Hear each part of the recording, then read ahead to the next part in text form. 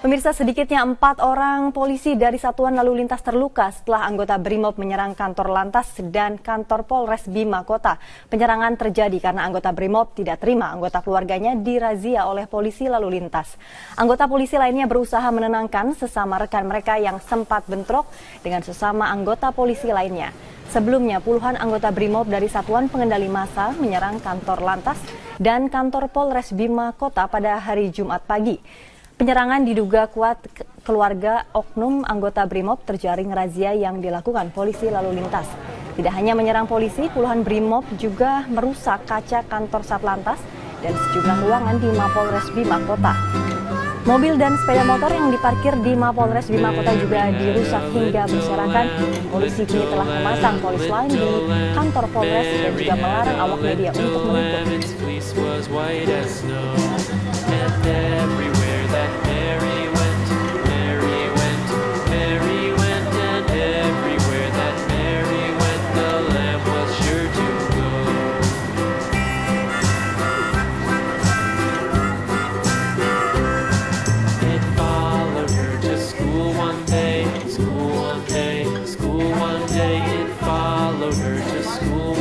Kementerian Hukum dan HAM menggelar wawancara terbuka untuk pegawai tingkat eselon 1 dan 2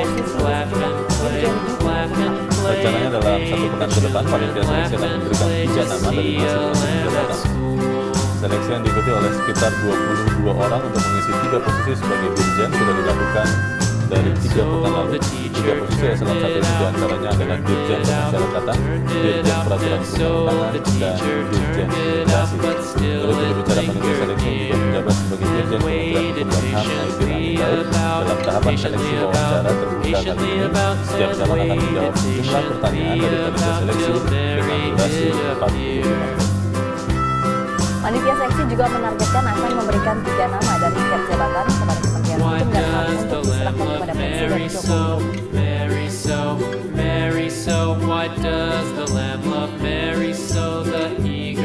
Jajaran Reserse Kriminal Polres Malang Penangkapan ini berawal dari pembongkar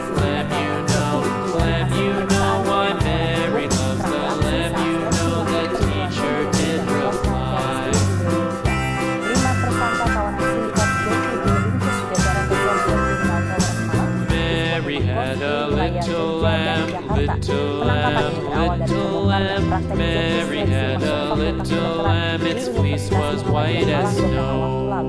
Dari hasil pemeriksaan dan penyidikan petugas, sindikat joki di Malang terhubung dengan server kawanan joki di wilayah Jogja yang juga sedang melakukan aksinya dalam ujian masuk mahasiswa di Trisakti, Jakarta. Setelah membentuk tim khusus dan melakukan pengejaran ke Yogyakarta, petugas berhasil meringkus 5 kawanan sindikat joki ini. Polisi pun menjerat kelima kawanan joki dengan Undang-Undang Informasi dan Transaksi Elektronik dengan ancaman hukuman di atas 10 tahun penjara. Dan mereka membagi organisasi ini menjadi divisi-divisi, ya cukup profesional ya. Rekan-rekan ada divisi perlengkapan ya. Divisi perlengkapan ini ada 5 orang, sudah tertangkap 4, 1 DPO, kemudian ada divisi rekrutmen, kita tertangkap 1. Kemudian rekrutmen ini mencari calon. Pemirsa, siswa dari Sekolah Menengah Kejuruan Kota Cimahi, Jawa Barat berhasil membuat robot bermacam fungsi dari barang-barang bekas. Robot karya mereka pun sukses meraih juara di ajang perlombaan robot tingkat nasional dan ASEAN.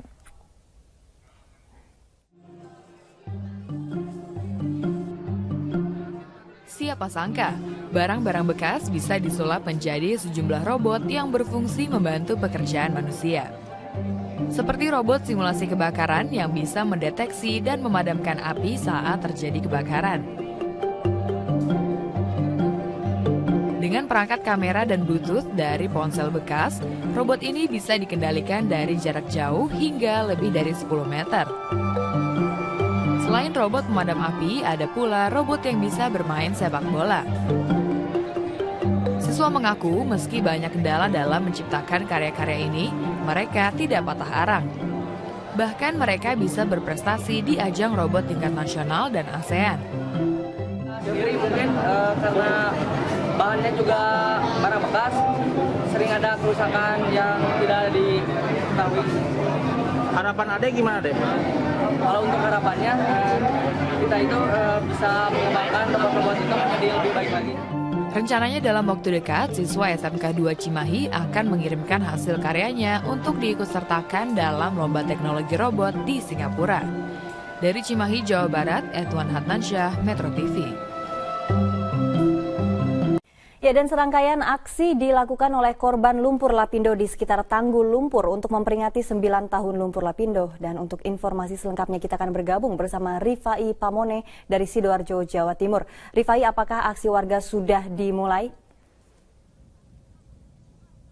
Telah dimulai sejak 1 jam yang lalu, Gilang, di titik Tanggul 21 ini warga dari Desa Jatirejo dan juga Desa Siring yang merupakan 2 desa yang masuk dalam peta area terdampak korban lumpur Lapindo dari 3 kecamatan berkumpul. Dan para ibu berkumpul di titik Tanggul 21, sedangkan para pria atau laki-laki kebanyakan berjalan mengarak ogoh-ogoh atau boneka raksasa dari Pasar Porong Lama sekitar 15 menit sampai ke titik Tanggul 21. Dan setelah dibawa menuju ke titik Tanggul 21, kemudian ogoh-ogoh atau boneka raksasa yang berbentuk manusia setinggi 5 meter dan lebar sekitar 2,5 hingga 3 meter diletakkan di sisi patung peringatan 8 tahun lumpur Lapindo yang sudah diletakkan sejak 1 tahun yang lalu. Dan tadi sempat ada beberapa ritual warga Desa Jatirejo dan juga Desa Siring, ada beberapa yang histeris bahkan dan juga meluapkan emosinya. Dan seluruh korban lumpur Lapindo, khususnya para ibu yang melakukan festival pulang kampung, tadi mereka melakukan bazar di sini, menjajakan makanan dan minuman tradisional ala Porong Sidoarjo, juga sudah ludes, habis. Mereka berucap syukur meski dengan harga yang sangat murah. Mereka bisa bersama-sama dengan warga di wilayah Porong Sidoarjo ini untuk mendapatkan hasil yang meski tidak seberapa bisa mereka gunakan untuk mencukupi kehidupan mereka sehari-hari. Terkait dengan keinginan warga dalam aksi atau serangkaian kegiatan kali ini memang sudah terlihat sepi untuk saat ini, Gilang. Warga tidak lagi berada di sekitaran Tanggul 21 dikarenakan apabila sempat nanti sekitar pukul 15 mereka akan berkumpul dengan korban lumpur Lapindo lainnya dari Desa Reno Kenongo di titik Tanggul 25. Di sana ada sebuah tempat yang cukup lapang dan rencananya akan melakukan doa bersama. Apabila sempat mereka lakukan, nanti sore hari mereka juga akan berkumpul dengan lebih banyak lagi korban lumpur Lapindo. Berharap pemerintah bisa melihat aksi peringatan 9 tahun luapan lumpur Lapindo dan berupaya untuk bisa mempercepat eksekusi ganti rugi ataupun pembelian tanah lahan rumah mereka yang saat ini telah terkubur jutaan meter kubik lumpur bercampur dengan material lainnya yang hingga hari ini, Gilang, masih keluar dalam kisaran 30.000 hingga 50.000 meter kubik per hari. Gilang.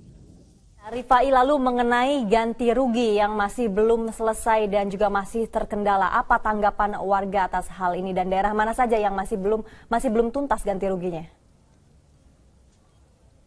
Terkait dengan area warga korban lumpur Lapindo, Gilang, yang belum terbayarkan ganti ruginya bisa kita bagi 2 area, yaitu di luar peta area terdampak dan di dalam peta area terdampak. Di luar peta area terdampak sudah dibayarkan secara menyeluruh dengan anggaran dari APBN. Beberapa tahun yang lalu sudah terlunasi dan mereka sudah menemui beberapa tempat tinggal yang baru di luar wilayah Sidoarjo dan juga mungkin di wilayah Sidoarjo namun di luar wilayah Kecamatan Porong, Kecamatan Tanggulangin dan juga Kecamatan Jabon yang telah tertutup lumpur. Sedangkan warga di dalam peta area terdampak yang saat ini tetap melakukan peringatan 9 tahun luapan lumpur Lapindo masih banyak yang belum terbayarkan lunas. Ada yang sudah 20%, bahkan ada yang mengaku Rp1 pun belum dibayarkan.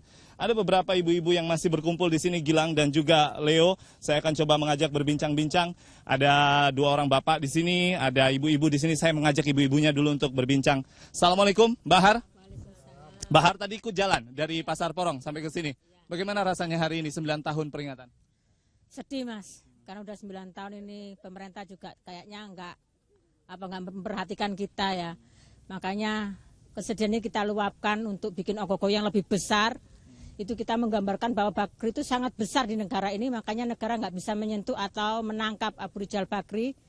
Kalau rantai itu sendiri kita menggambarkan bahwa kalau memang pemerintah berpihak kepada orang kecil termasuk kita, itu Bakri harus benar-benar dirantai, walaupun dia sangat berat menyetujui bunga yang diajukan oleh negara, itu harus bisa merantai, benar-benar harus bisa merantai Bakri itu. Kita nggak mau jadi korban, Mas, itu korban dari keserakahan Bakri itu sendiri. Faktanya hari ini Mbak Har, kalau Mbak Har bilang seperti tidak diperhatikan, apakah dari kegiatan ini saja ada perwakilan pemerintah yang hadir? Tidak ada sama sekali. Semuanya itu yang hadir dari warga korban sendiri, dari 4 desa. Tidak ada pemerintah daerah pun, pemerintah desa tidak ada yang hadir di acara kita ini. Jangankan pemerintah provinsi, pemerintah desa pun tidak ada yang hadir. Terkait dengan ganti rugi, sekarang kalau kita kembali mengingatkan kepada pemirsa tentunya adalah istilah jual beli atau akad jual beli. Apapun faktanya tetap tidak terbayarkan atau terlunaskan hingga saat ini. Kalau ganti rugi 781 miliar ini tidak jadi bulan Mei ini dicairkan, lalu ada juga informasi bulan Juni, apakah warga masih bisa bersabar lagi? Kalau bersabar kayaknya sudah habis, Mas. Kalau misalnya tidak direalisasi, kursi-kursi yang katanya mewakili suara rakyat itu dikosongkan aja. Percuma, mereka sudah kita gaji. Itu uang dari rakyat yang dia makan, dia hidupin anak istrinya, nyekolahin anaknya itu dari kita uangnya, pajak kita. Kalau mereka nggak bisa menyuarakan inspirasi kita, udah dikosongkan aja itu yang katanya wakil rakyat itu. Kosongkan aja. Kita capek hidup kayak gini. Baik. Mbak Har, terima kasih banyak telah memberikan informasi dan kami tentunya juga berempati terkait dengan kondisi warga korban lumpur Lapindo di sini. Gilang dan Leo, sekali lagi apa yang terjadi secara teknis juga, luapan lumpur Lapindo masih terus mengeluarkan material lumpur. BPLS juga belum bisa berbuat banyak, hingga saat ini hanya mencampurkan lumpur dengan air lalu membuangnya langsung ke Kali Porong. Dampak lingkungan juga masih terasa, bahkan warga korban lumpur Lapindo mengatakan setelah 781 miliar nanti terlunaskan, belum berarti seluruh permasalahan korban lumpur Lapindo selesai. Karena masih ada masalah pendidikan, masalah kependudukan, masalah kesehatan keluarga mereka yang juga belum terjamin oleh negara. Kembali ke Jakarta. Baik, Rifai, terima kasih untuk laporan Anda. Rifai Pamon yang melaporkan langsung dari Sidoarjo, Jawa Timur. Anggota polisi lainnya berusaha menenangkan sesama rekan mereka yang sempat bentrok dengan sesama anggota polisi lainnya. Sebelumnya, puluhan anggota BRIMOB dari Satuan Pengendali Massa menyerang kantor Lantas dan kantor Polres Bima Kota pada hari Jumat pagi. Penyerangan diduga kuat keluarga oknum anggota BRIMOB terjaring razia yang dilakukan polisi lalu lintas. Tidak hanya menyerang polisi, puluhan BRIMOB juga merusak kaca kantor Satlantas dan sejumlah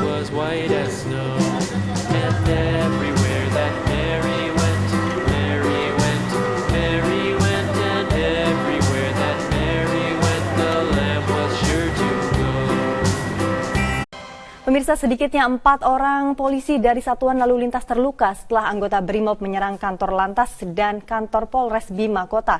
Penyerangan terjadi karena anggota BRIMOB tidak terima anggota keluarganya dirazia oleh polisi lalu lintas ruangan di Mapolres Bima Kota. Mobil dan sepeda motor yang diparkir di Mapolres Bima Kota juga dirusak hingga berserakan. Polisi kini telah memasang polis lain di kantor Polres dan juga melarang awak media untuk meliput.